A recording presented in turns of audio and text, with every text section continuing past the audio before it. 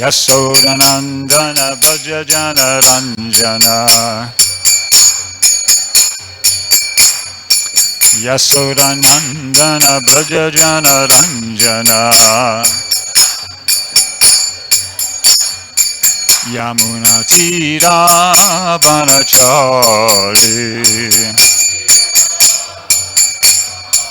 Yamuna Tira Banachari Jaya Radha Madhava Kunja Bihari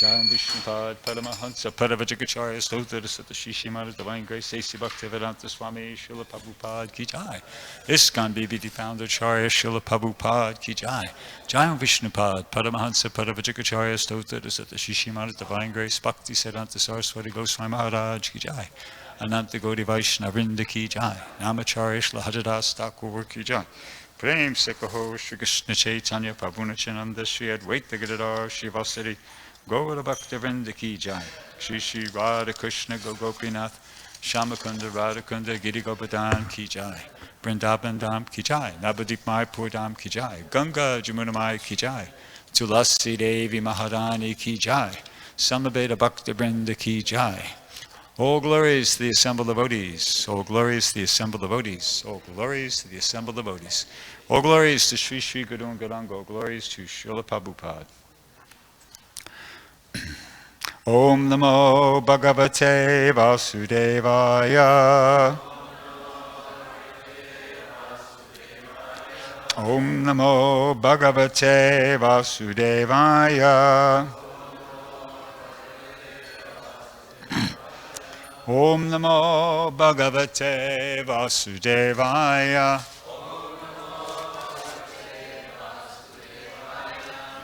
Reading from Srimad Bhagavatam, 3rd Canto, Chapter 19, the killing of the demon Hiranyaksha, and we're up to text 34. Anyesham punyashlokanam Anyesham punyashlokanam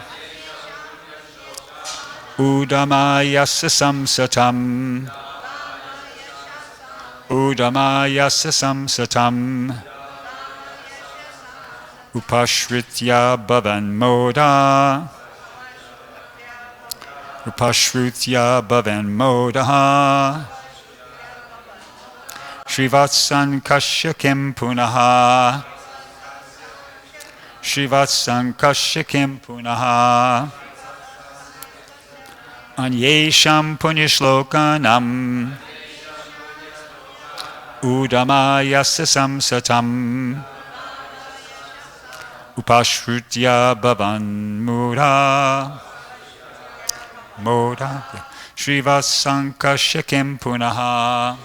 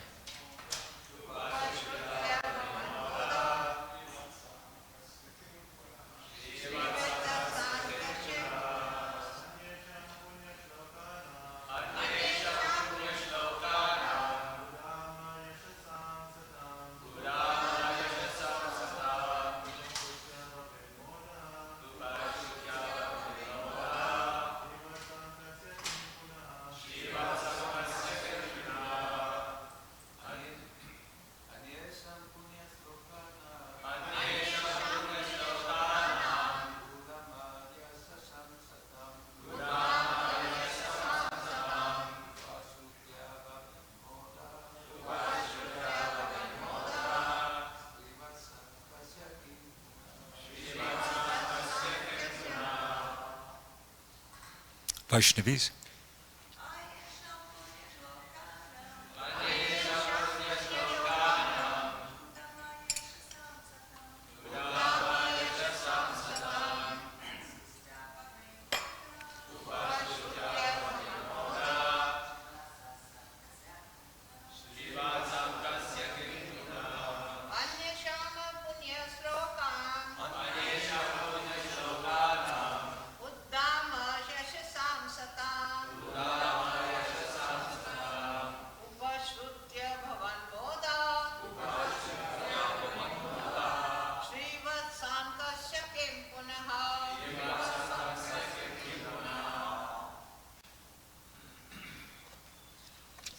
Anyesham, of others. Punya shlokanam, of pious reputation. Udama yasasam, whose fame is spread everywhere. Satam, of the devotees. Upashrutya, by hearing. Bhavet, may arise. Modaha, pleasure. Srivatsa Ankasya, of the Lord who bears the mark of Srivatsa. Kim Punaha, what to speak of. Translation and purport by His Divine Grace, A.C. Bhaktivedanta Swami, Srila Prabhupada.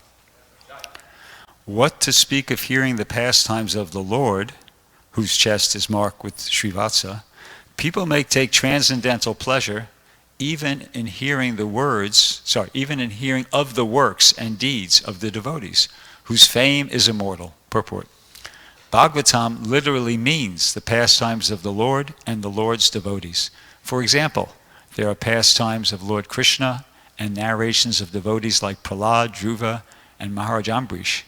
Both pastimes pertain to the Supreme Personality of Godhead because the devotees' pastimes are in relation with Him. The Mahabharata, for example, the history of the Pandavas and their activities is sacred because the Pandavas had a direct relationship with the Supreme Personality of Godhead. Om Ganatimidam Dasya Jananjana Shalakaya Chakshurnamilitam Yena Tasmai Shri Gurave Namaha Shri Chaitanya Manobishtam Stapitam Yena Bhutale Swayam Rupa Gadamayam Dadati Swapadantikam. So here in the translation, it's making the point that hearing the pastimes of the devotees, the pure devotees of Krishna, is as good as hearing the pastimes of Krishna. And Prabhupada gave some examples there in the purport: Prahlad, Dhruva, Maharaj Ambarish, and of course he wouldn't do that. He wouldn't do this, but he mentioned himself. But Prabhupada's, would be another example of a devotee we could hear about, and it's just as good as hearing about Krishna. And Prabhupada's such an important part of all our lives, and there's so much that we can relish, about the pastimes of Prabhupada. I mentioned this before in previous classes, so I'll just mention it, but I won't belabor the point that it's very easy to meditate on the pastimes of Prabhupada. Something I do continually is I go on to the Vanipedia or Vani Source, and I listen to Prabhupada's lectures, and I do it, consecutively, chronologically. I start right at the beginning, and I just work my way through. And it's not only you getting the benefit of hearing what Prabhupada has to say, but you get absorbed in what was going on, because Prabhupada said this, he was in this place, and it was this year, and this is what was going on in the movement, and this is what was going on in the world, and this is what I was, if you're a Prabhupada disciple, this is what I was doing. Well, that was all going on, and you really get absorbed in it. So it's, as I said, it's more than you just get the benefit of hearing the instruction. You get absorbed in the pastimes of Srila Prabhupada by doing that. And of course, that's not the only way. We have all these wonderful memories from the different Prabhupada's disciples, and books that are being written by some prominent disciples. So all those things are good, and are, according to this translation and purport, it's as good as hearing about the pastimes of Krishna. And for some of us, it's kind of more easily to relate to and more accessible. So that's that point. Another point is it's also very important to hear about the glories of contemporary devotees. That's also very important. Sometimes there's a tendency, the Kanishta Adhikaris, one of the characteristics of a Kanishta Adhikari is that he worships the Lord in the temple, but he's not able to make friends with the devotees. He's not able to, he's just the Lord in the temple, that's it. Doesn't make friends with the devotees, doesn't preach to the innocent, he doesn't have that discriminatory power at that point. So we're supposed to go beyond that, see? That platform, we're supposed to, advance beyond that. An extension of that is this Kanishta mentality is that we only recognize Prabhupada. Prabhupada's the only devotee, now. That the contemporary devotees don't mean anything. It's just Prabhupada. But that's actually taking something away from Prabhupada. If you're thinking that it's just Prabhupada that was glorious and, wonderful, but not the contemporary, not any of his disciples, that's, you're basically what you're doing is saying that Prabhupada, if he didn't have the power, he didn't have the potency to, help any of his disciples advance and become elevated in devotional service. It's actually kind of like an insult to Prabhupada indirectly. So we should also try to cultivate that mentality of hearing about being interested to hear about the nice service that other devotees do. And this is it's actually a very important point. I think the last class I gave, I read an excerpt from a letter from Prabhupada, very brief one, and which I will read again. And then I'm going to read another letter that Prabhupada wrote, which really kind of elaborates on this point. So in a letter that Prabhupada wrote to a devotee named Madhavananda, in 1974, Prabhupada said, "In material life, there is simply envy of others' progress." Envy of others' progress. But in spiritual life, one encourages another. "Oh, you are doing very nice. That is Radharani." Prabhupada says, that's Radharani's mood. She says, "Oh, here is a very nice devotee. Please, Krishna, you accept him." So we always have to remember that the default position in material life is this, as Prabhupada describes it here, progress in envy of others. So we have to cultivate, not being envious of others, and there's a way to do that, and I'm going to touch upon that in a second. But just to give an analogy, just imagine those of us who've gone to Mayapur, when you jump in the Ganges River, the Ganges always has a current. It's always, it's not like a lake. When you jump on the river, usually a big river, it's flowing one way. So what happens when you jump in the Ganges, if you don't make a decision, I'm swimming upstream, guess which way you're going? You're going downstream. You see, so it's like that. If we don't make a decision, I am going to, glorify the devotees. I'm going to appreciate the service of the other devotees. I'm going to, like that, then automatically the material mentality kicks in, the default position, and you're going to be engaged in envy of others' progress. You see, so we have to have a positive program. And in this next letter, I'm going to read an excerpt where Prabhupada actually, you'll hear Prabhupada say that much more eloquently and nicely. So this is a letter Prabhupada wrote to Brahmananda in 1969. And he said, to Brahmananda, I said that right. "It's very nice to learn that both you and Satsvarup have highly praised Tamal Krishna. Similarly, Tamal Krishna has also highly praised you and Satsvarup. This attitude should be maintained amongst your God brothers." That means till today. "That will elevate us more and more to the top of devotional service. This is called Vaikuntha attitude. In the Vaikuntha, factually, there is no fault in anyone, but there is another type of competition. This competition is that one devotee thinks of other devotees how nicely they are serving the Lord.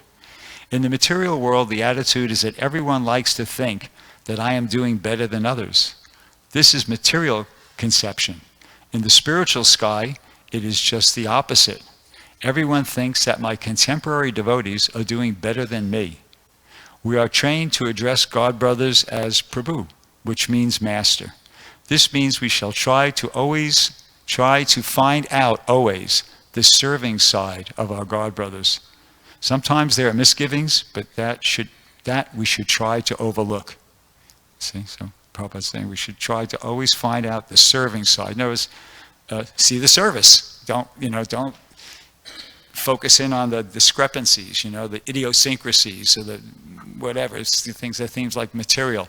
No, try to consciously make an effort to appreciate the service. That's what I think Prabhupada's saying there, but that's what he means by saying seeing the serving side of the God brothers.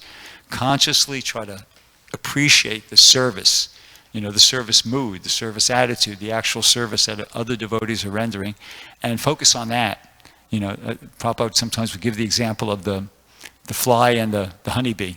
The flies, they focus on the nasty, where there's some infection, some pus, some stool like that, and they're all over it, right? That's like the materialistic mentality. And the honeybees, they're always trying to figure out, well, where's the honey? And they'll go from one flower to another, and they, like that. So we have to have, Prabhupada would say, we have to have the mentality of the bee, always looking, where's the honey? Not the fly. Where's the pus? Where's the decomposed matter? No. So that's the point that's Prabhupada's making there. And there's multiple benefits to our doing that. One is, it's our own purification. We get purified by doing that. Another is it creates a Vaikuntha atmosphere. When devotees commit to that sort of a cultivation, it creates a Vaikuntha atmosphere. It's very, what's the word? Palpable. You can experience it. I mean, and I'll say something more about that as we go on. Another point is it actually encourages other devotees. Devotees are encouraged by that when, they're trying hard to do something and other devotees appreciate their service. And you could say, well, I thought we were supposed to just do it as a duty and not be, attached to the result, not be concerned. Yeah, that's true. But Prabhupada did say, and this is a paraphrase, there was an occasion where Prabhupada said something to the effect, I can't remember didn't have time to research and find the exact quote, but Prabhupada was, it was a time when the devotees weren't distributing Prabhupada's books. They were way behind, and Prabhupada was translating, but the books weren't going out so much. And Prabhupada said, this is once again a paraphrase, he said, if you don't distribute the books, I don't feel encouraged to write. He made that point, that even I need encouragement, so if my disciples aren't distributing my books, I don't feel, so it's not mundane. In other words, Prabhupada himself, pure devotee, was expressing that, he appreciated encouragement in his service. So it's bona fide. So it's like we have to practice it. We have to practice it. I just realized this morning how I missed out a great opportunity just yesterday. We were at this conference in San Antonio, Texas, and they were giving out some complimentary carry bags to all the attendees, and so there was a lot, and they were nice bags, They were very practical. Well made, a lot of little different pockets and zippers and stuff like that. And so I got one for myself, and I got one for my wife, but there was a whole bunch, left on the counter, like a couple hundred. And, they were just there. And I didn't even bother to think, wow, well, I should go up and ask them. I should tell them I'm a professor. I've got a few dozen students who would really, can you spare them? I could have given him as gifts to all the devotees in San Antonio. See, if I was thinking right, if I was in this Vaikuntha mentality, I would have been thinking, oh, here's an opportunity to give some nice gift to all the devotees, But I wasn't, so I missed out on an opportunity, I was in the impersonal consciousness of just thinking, look at these mudhas, fools, they made all this extra stuff, nobody wants it. But anyway, just in general, the whole, the impersonal consciousness, it doesn't work. I mean, I know it's tempting because, sometimes I know I find myself. I think, wow, it's so much effort getting along with everybody. You got to it's so much work to get along with this one, that one, this one, that one, and sometimes I feel like, you know what, I'm not.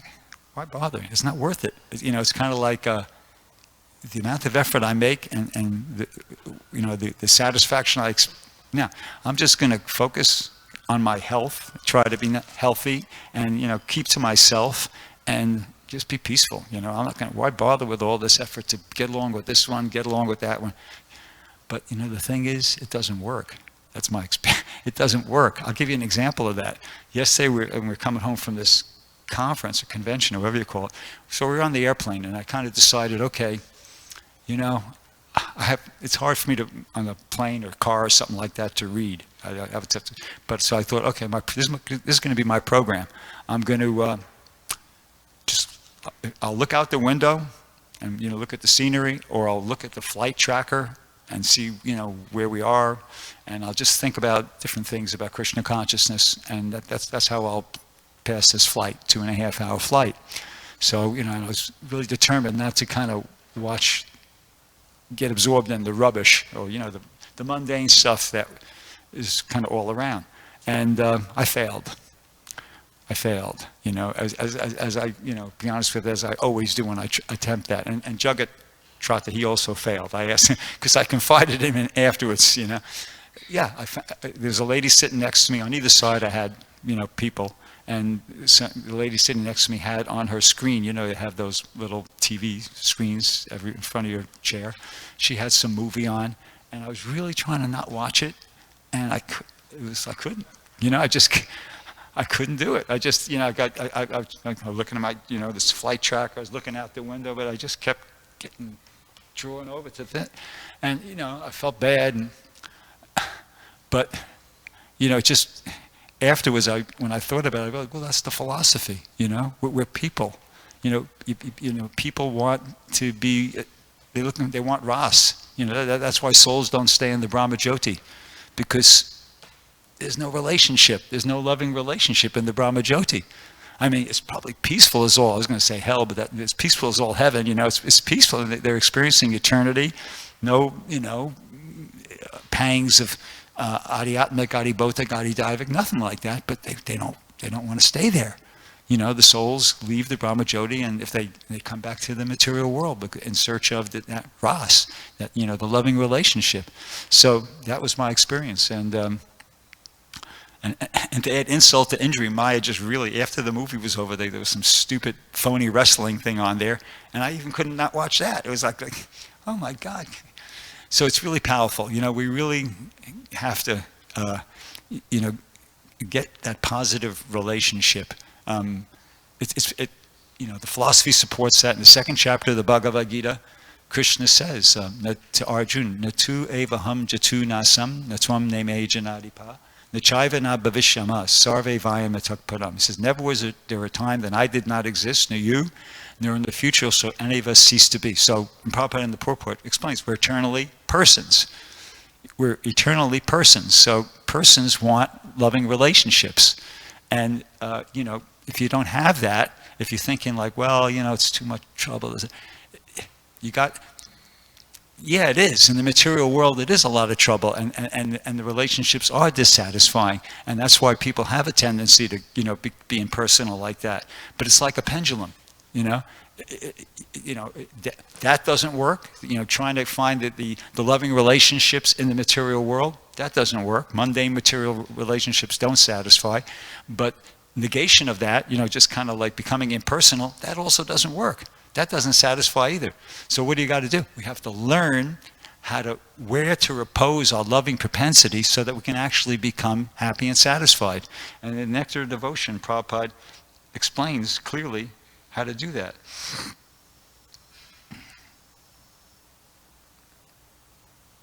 Okay, this is from the preface of the Nectar of Devotion. Prabhupada says, the basic principle of the living condition is that we have a general propensity to love someone.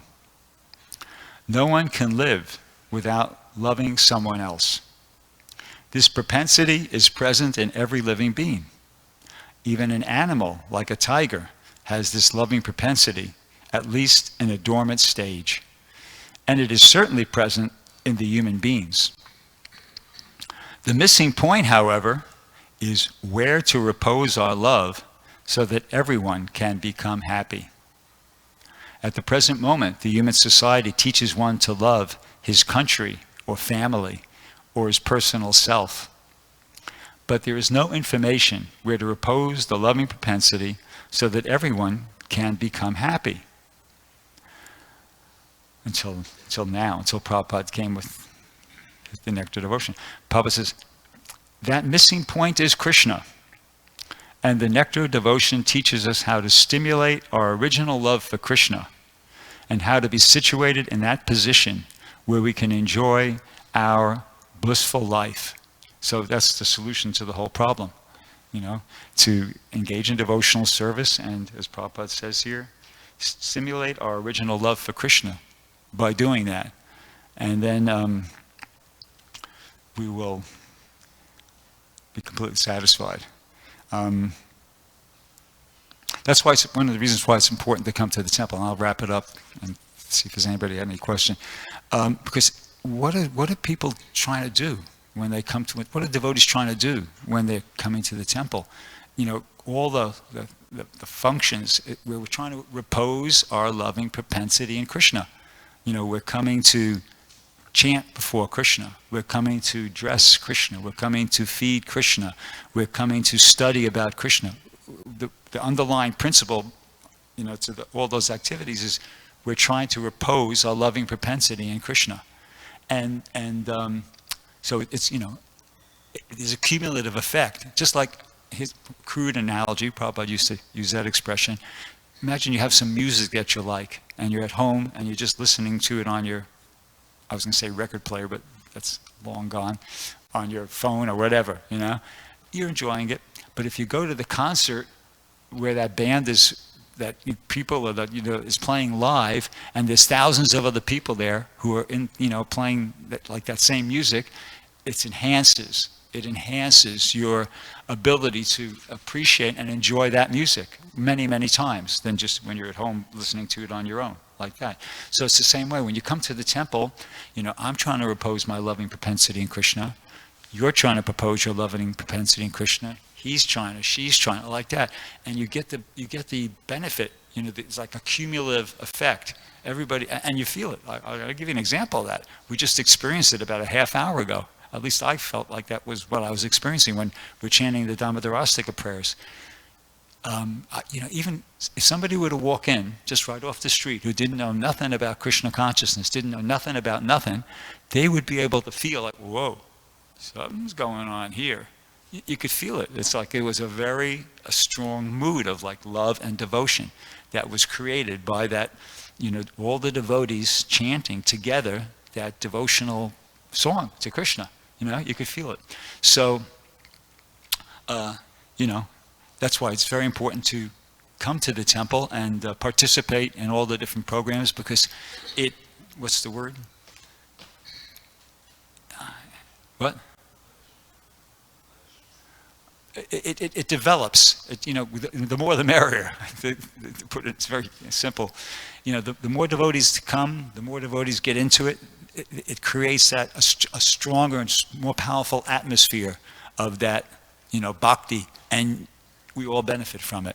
So it's very important. And and this is the last point I'll make, and I was making some phone calls, when I was in San Antonio, seeing if other devotees might be interested in getting some books. And so somebody I rang up was a devotee named Amarnath, and some of the older devotees here might remember him. Amarnath, he was one of the devotees, Ramanuja, he was one of the devotees that Shastrakrit made, he made a bunch of them. So, we were talking, he was very happy to hear from me, and he just kept repeating, without me any, instigation on my part, a few times, he kept repeating, those years I spent in New Dwarka, they were the best. That was such a wow. The mood there was so nice. The atmosphere was so nice. He was so appreciative, and he said it, and then he said it again, and then I, changed the subject, and then he came back, and he said, so I said, wow, it's really, we have to try to appreciate what we got here, at least he was. So it's very important. It's as Prabhupada's saying here, we have to try to stimulate our original love for Krishna and be situated in that position to enjoy blissful life. And actually, the program for doing that is exactly what we have, is here. So we really just have to remind ourselves of that and plug into it.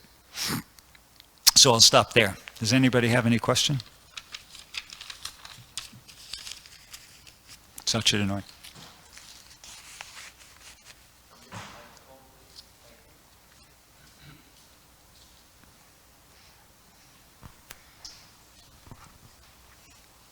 Hare Krishna Prabhu, thank you. In the purport, it is mentioned in the verse that glorifying the devotees like Prahlad Maharaj, Dhruva Maharaj, and many other devotees is same as glorifying Krishna. So it's a well-taken point. We all agree with that. So I have a question. It's a reflection and question. So sometimes we see that, because you were mentioned that creates harmony when everybody's, the glorification and By Kutta atmosphere, yeah. So, but I have a reflection in that point. We know in the history of, a prominent religious group made his guru Krishna so much glorification that sometimes some fanaticals, or maybe they misunderstood, they say, no, actually, he's not the Son of God, he's God himself. In a similar way, in our movement, in the beginning of the Krishna consciousness movement, there were a few devotees, and all of you, the older devotees, they're familiar. They were saying, Prabhupada is God, right? So, and it goes on to even at the present time, sometimes, devotees, maybe naive or not very mature, they can actually say, glorify their present teacher in the same level as Prabhupada, or maybe overcome, and we had some difficulties in that too. So my question will be, what will be the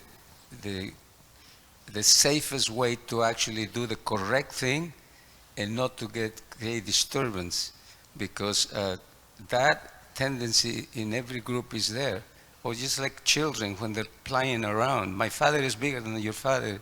Actually my father, he jumps so high. Well, my father, he can fly. So any reference that you can give from So Shastra? Your question / reflection is not hypothetical. It's something that actually has been experienced within ISKCON and has been dealt with. And the GBC has come out with at least one paper, explaining the preeminent position of Srila Prabhupada within ISKCON forever. Samstapakacharya, founder Acharya, and his books are meant to be read by everybody. So the GBC has given guidelines. So I would say the way to avoid that pitfall is education. Devotees need to be educated. As I said, this is something that's happened already, and it was addressed by the GBC, and they discussed it and came out with a paper. So devotees should read that or be educated as to what they had to say. Right? Am I right, Archita? Yeah. That's what I would say about that. It's not something new. It's not something hypothetical. It's for real. It happened, and the GBC has responded to it. So we should take advantage of how they responded to it and study what they gave us. Let's study what they had to say on the subject. Of that particular point. That a good answer? Yeah. Anybody else? Anything? Prema?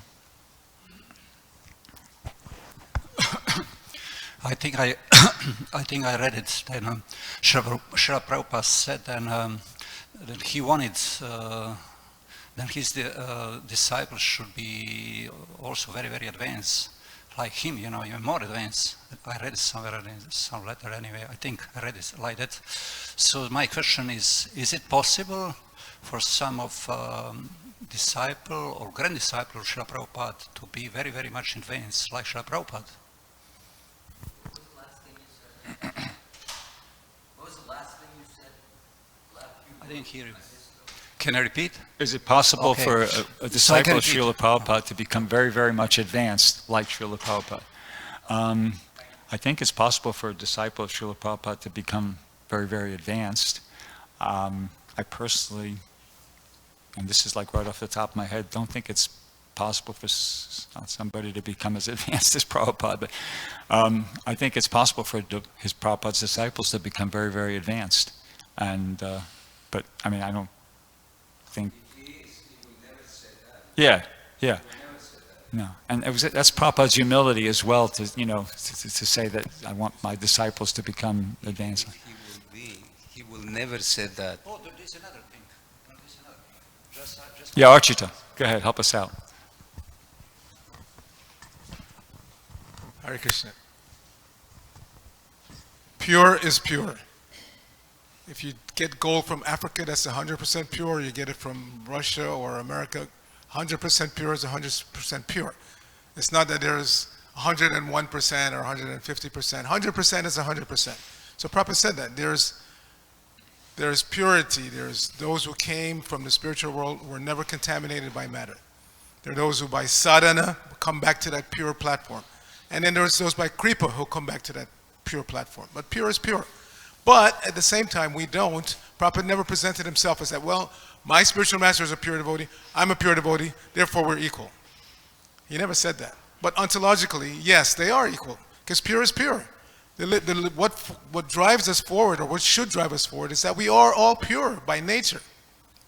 And we're covered by this material energy since time immemorial. But if we follow this process given by this pure spiritual master, then we can come back to that level of purity. But at the same time, due to the humility, natural humility of a pure soul, they never think themselves to be equal to their spiritual master, or what to speak of being equal to God, which the Mayavadis do. You know, I'll come to the point by following my guru where I become God. Yeah. You know, we never think like that. You know, I agree with everything you said, but 1 second. But I am remembering Prabhupada. I've heard Prabhupada talk about degrees of pure devotion, like we talk about, you know, this Hanuman in that book we had Bhagavatamrita. Who's Gopakumar is going, who's trying to find the most fortunate, and elsewhere I've heard Prabhupada say there are, you know, like the gopis at the top, and you know, below the gopis there was Uddhava, and below Uddhava there's this one, and so that even within pure devotional service there's a hierarchy that's there too. Amala Bhakti Maharaj.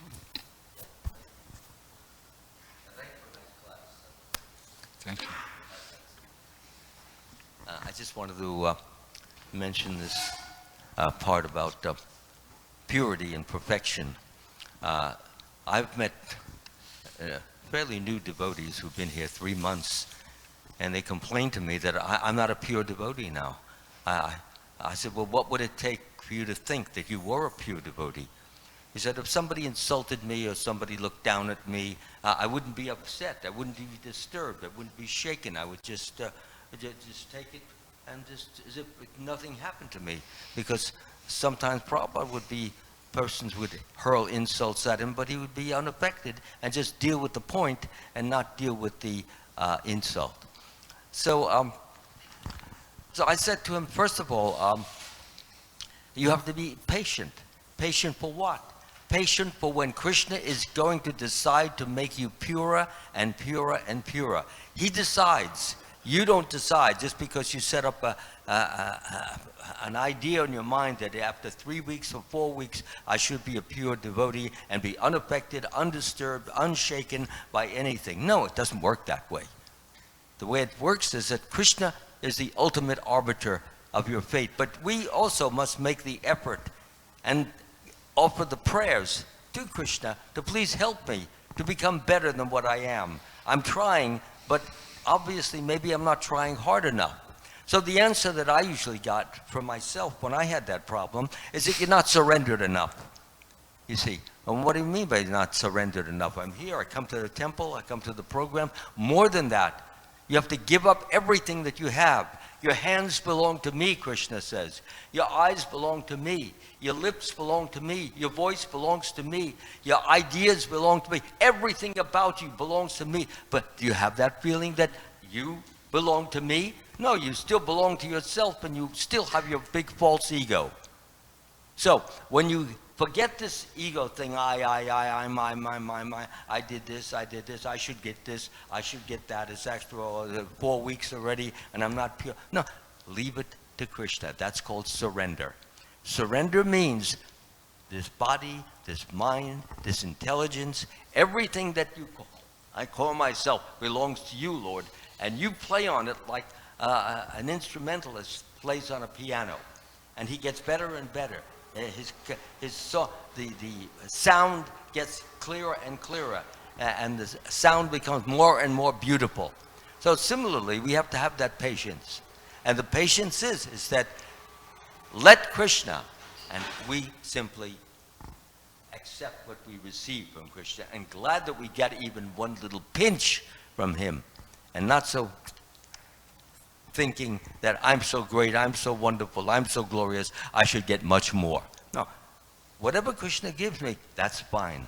The very fact that I can come to a class like yours is amazing. How many people are coming to this class? So I have to, like you mentioned, the means, the method of how to become pure.